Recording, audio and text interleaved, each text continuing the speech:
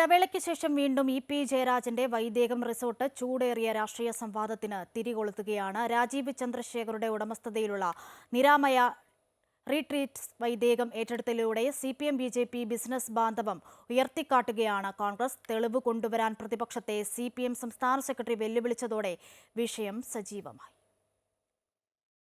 ഇടതുമുന്നണി convener EP. ജയരാജന്റെ ഉടമസ്ഥതയിൽ കണ്ണൂർ മൊറാഴയിൽ വൈദേകം എന്ന പേരിൽ ആയുർവേദ റിസോർട്ടുള്ളതിനെ ചൊല്ലി CPM-നുള്ളിലാണ് ആദ്യ വിവാദമുണ്ടായത്.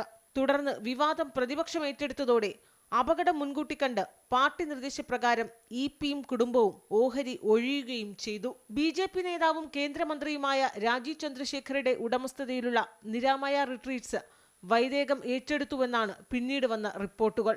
ഇതോടെ സ്ഥിതി ശാന്തമായി എന്ന് കരുതിയപ്പോഴാണ് തെരഞ്ഞെടുപ്പ് വേളയിൽ വൈദേകം വീണ്ടും ചർച്ചാ വിഷയമാകുന്നത്. BJP സ്ഥാനാർത്ഥികളെ പ്രകീർത്തിക്കുകയും LDF BJP മത്സരമാണ് കേരളത്തിൽ നടക്കുന്നതെന്ന് പറയുകയും ചെയ്തതോടെ ഇ.പി. ജയരാജൻ ആദ്യമേ വെട്ടിലായി.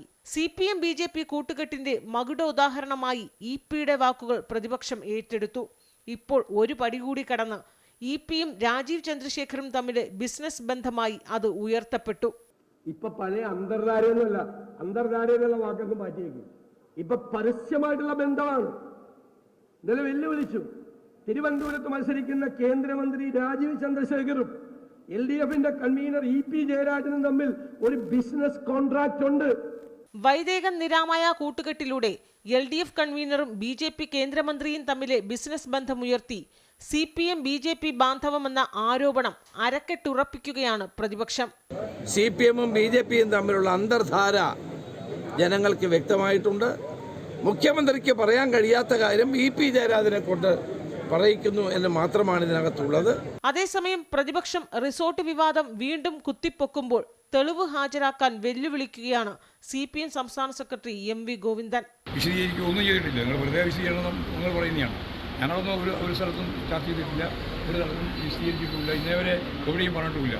എന്നാൽ തന്റെ കൈവശം ആവശ്യത്തിന് തെളിവുകൾ ഉണ്ടെന്നും കൂടുതൽ തെളിവ് വേണമെങ്കിൽ കേസ് നൽകിയാൽ കോടതിയിൽ ഹാജരാക്കാമെന്ന് പ്രതിപക്ഷ നേതാവ് വെല്ലുവിളി ഏറ്റെടുക്കുകയും ചെയ്തു. പ്രചാരണത്തിലുടനീളം നേതാക്കൾക്കിടയിലെ വാക്പോരുകൾ മുറുകുമ്പോൾ ഇ.പിയും വൈദേകവും വീണ്ടും കളം നിറയുകയാണ്.